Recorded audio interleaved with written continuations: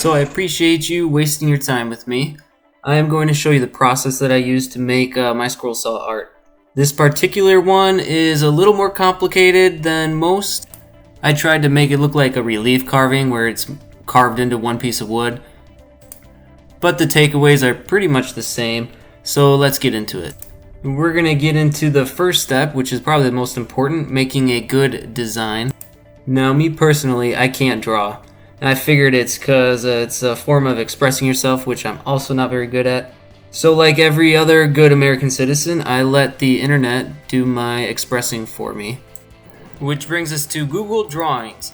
So this is Google Drawings. You have your canvas here, you have your menus up here. First thing I like to do is change the size of the canvas to match my piece. And to do that, we need to use the page setup, which I don't remember where it is. But my favorite feature about Google Drawings is the Cry for Help button up here. You click this button and it will show you the answer to any questions you have, except for life advice. You'll see nothing. Alright, so we're gonna do page setup. There it is. I lost it. Found it. And you'll see you go to custom and it gives you the width, height, and it's all in inches, so mine is 24 inches wide by 9 inches tall. Sorry, I was thinking of something else. And there's my canvas. Now the next thing I want to do is start inserting some clip art or silhouettes of things. And for example, one thing I wanted to do was a buffalo. So I can do that a couple ways. One is to insert the image from the web, searching directly in Google Drawings, and I will do a buffalo clip art and we'll see what we get. We want this one is the one I actually used, so you just want something where you can follow an outline with. And so once it's in there, you can just move it where you want it. You can resize it. The other option is to actually go into Google. I Google imaged forest silhouette, and I got a piece like this because I wanted some trees, and I just copied and pasted it in there. Is this copyright infringement? I don't know. I'm gonna leave that to our legal team to decide. Alright, so now that that's in there, I'm gonna move that around. I can resize it. I can also flip it. Sorry, wrong button. I can also, so I'm gonna copy and just make another one. And then I can flip that horizontally. And so if I wanted to put one in the other corner, we get like that. So you're kind of seeing how my piece looks. So say I got everything in there that I wanted. You go to File, Download as a PDF, and I do that because I am going to open this in Adobe PDF. So you can see this is the final image that I used. It's just a collage of possibly pirated clip arts. The reason I open this in Adobe is because I'm going to just immediately print it, and Adobe is a pretty cool print function. So you can print, normal way would be just one piece of paper, but Adobe has a poster option, so it'll print to the size that I made that Google drawing. So you can see it's going to take 4 sheets of paper to print this. So I would just print it, and then we'd be ready to go. So let's get into the cutting. The first thing I did was resaw my boards. Resawing is splitting a board's thickness to make multiple thinner boards. I started with 1-inch boards and I made them into about 1/2-inch thick boards. So I only ended up cutting my design into one of those boards and then gluing it onto the other one to make it look like I actually carved the image out of the original board. It's kind of like lying, but you only get caught if you do a bad job of it. Now you'll see I'm using a bandsaw because it can handle wider boards than a table saw, and it's safer with thinner or not totally straight pieces like the ones that I'm using. You can use a table saw, but you'll probably have to make multiple passes, which involves cleanup, and you may lose a finger, but it's your choice. Now I just want to apologize up front for the quality of our demonstration model. He is by no means a hand model. In today's economy, we could only afford an OnlyFans dropout, but he's still trying his best. Aren't we all? Before actually getting into the scroll cutting, I had to glue my boards together. You'll see that I had 6 boards that I made from original 3 boards. So I had 3 top ones and 3 bottom ones. I wanted to glue the top together and the bottom together at the same time so that I can make sure that the edges lined up. So I did this using plastic wrap to separate the two layers because glue doesn't bond to plastic. So once I glued everything together, make sure it was lined, I would then let it dry, and I would be able to start scroll sawing. You'll see that I have painter's tape on the edges, and that serves a couple purposes. One is it marks my border that I'm going to leave, and the other is it keeps glue out of the areas where I don't want it. Once my glue was dry, I laid my design on what would be my top board. Once I had the design where I wanted, I taped down the bottom of it with blue painter's tape, and then I used an X-Acto knife to trim out the excess areas, which would be the white paper. The black is what I'm going to keep. I did this so that the tape had more wood to stick to. Now before taping though, I drilled a number of pilot holes or starting holes into the waste area of the wood.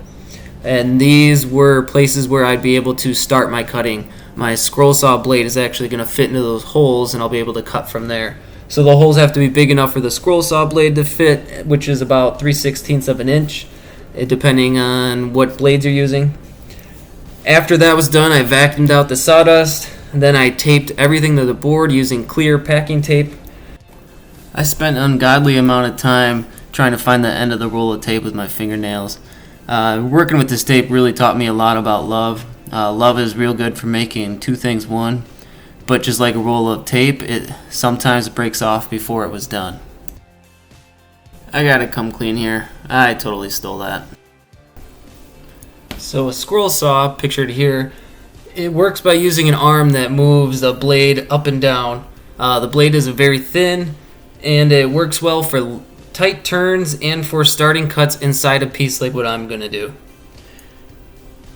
It has a hold down to keep the piece from vibrating, and this one in particular also has a light and a blower to keep the dust out. I used pin blades.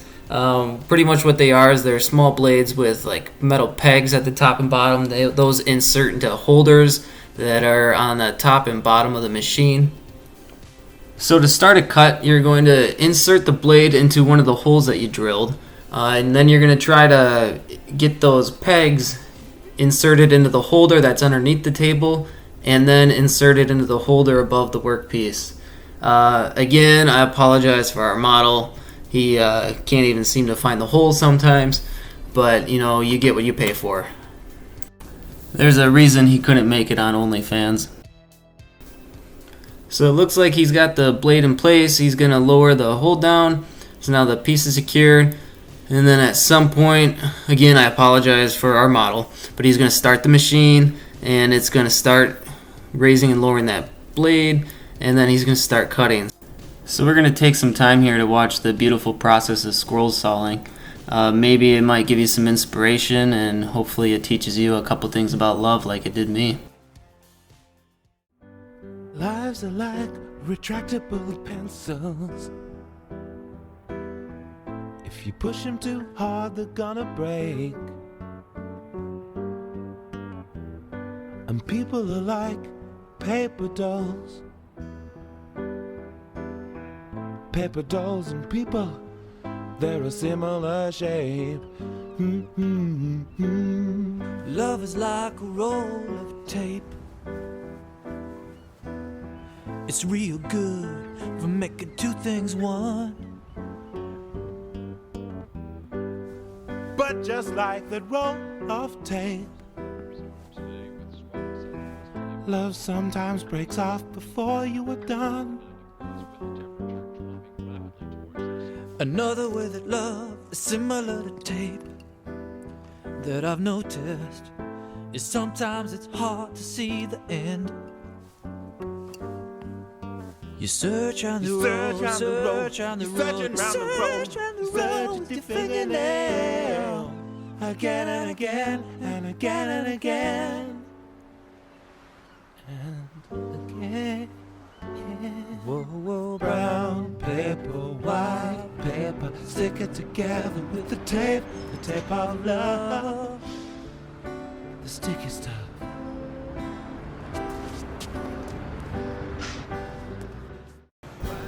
So we're on our last cut here. Everything seems to go pretty well, and then we'll be done here. What the heck is going on? Can we get someone else in there? Seriously. I bet any money this guy doesn't even have a proper first name. So that is pretty common with scroll saws. The blades are thin. They do tend to break. I went through maybe 5 or 6 blades during this whole ordeal. So you just put another one in. They're pretty cheap. So we watched this guy struggle for long enough. We're just going to go into the final steps here.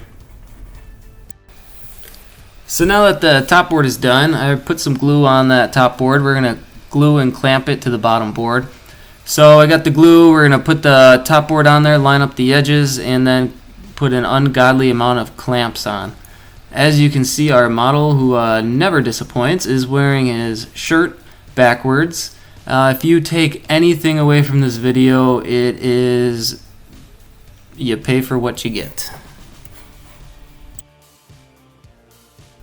Now it's time to apply the finish. I did some light touch-up and sanding that I won't bore you with.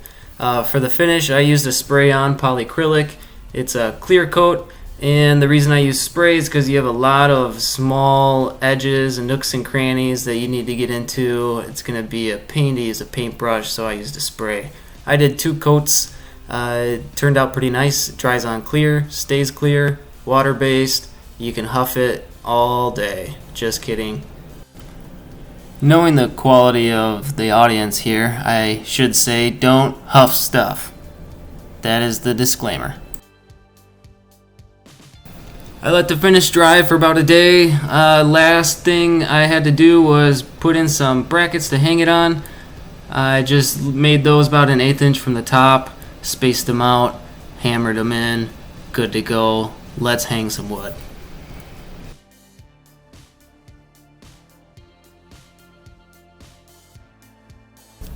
And there it is, a scroll saw work of art. Hope you enjoyed the video. If not, feel free not to tell me. It was our first one here at the Day I DIY, but thank you for watching anyways.